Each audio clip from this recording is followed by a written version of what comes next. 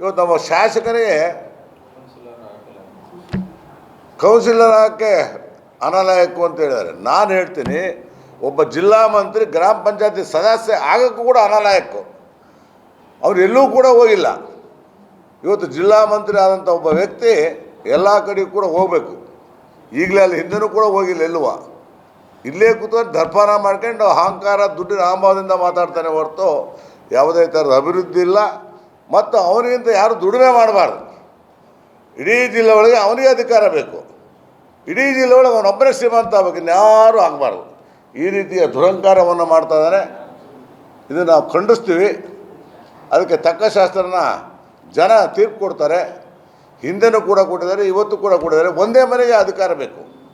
ಅಪ್ಪ MLA, ಮಗ MLA, ಮಂತ್ರಿ, ಹೆಂಡ್ತಿನೂ ಕೂಡ ಲೋಕಸಭಾ ಸದಸ್ಯರಾಗಬೇಕು. ಯಾಕೆ ಯಾರು ಕಾರ್ಯಕರ್ತರಿಲ್ಲ. ನಮ್ಮಪ್ಪ ಸತ್ತ ಮೇಲೆ ನಾನು MP ಆಗಿದ್ದೀನಿ. ನನಗೆ ಆರೋಗ್ಯ ಸರಿ ಮೇಲೆ ನನ್ನ ಹೆಂಡ್ತಿ ಕೊಟ್ಟಿದ್ದಾರೆ. ನಮ್ಮನೆ ಒಂದೇ ಅಧಿಕಾರ, ಮೂರು ಜನ ಅಧಿಕಾರ ತಗೊಳ್ಳೋದಿಲ್ಲ. ಇದನ್ನು ಸರಿಯಾಗಿ ತಿಳ್ಕೊಂಡ್ಲಿ. ಯಾವುದೇ ಥರದ ಹಗುರವಾಗಿ ಮಾತಾಡೋದು ಬಿಡಲಿ.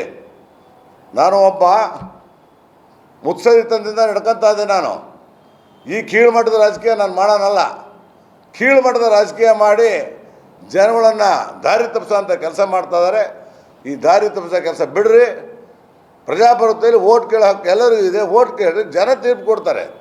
ಈಗಾಗಲೇ ಜನ ತಿಳಿದಾರೆ ಏನು ಮಾಡಬೇಕು. ಜನ ಸಿದ್ದೇಶಪ್ಪನ ಹೆಂಡ್ತಿ ಏನು ಮಾಡಬೇಕು, ಯಾವ ಕಾಂಗ್ರೆಸ್ಗೆ ಏನು ಮಾಡಬೇಕು, BJPಗೆ ಏನು ಮಾಡಬೇಕು ಅಂತ ಜನ ಅಲ್ಲಿ ತೀರ್ಮಾನ ಮಾಡಿದ್ದಾರೆ.